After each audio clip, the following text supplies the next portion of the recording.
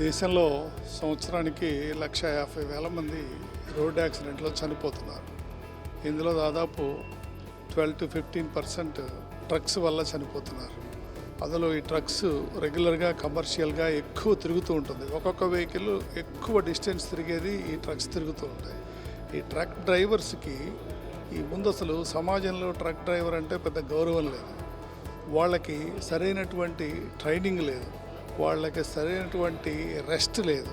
ఇలా ఉండటం వల్ల ఏమైందంటే ఈ డ్రైవర్స్ ముఖ్యంగా ఒక సిస్టంలో మంచిగా ప్రమాదాలు లేకుండా నడపటానికి తగినటువంటి ఎన్విరాన్మెంట్ వాళ్ళకి లేకుండా పోతున్నది.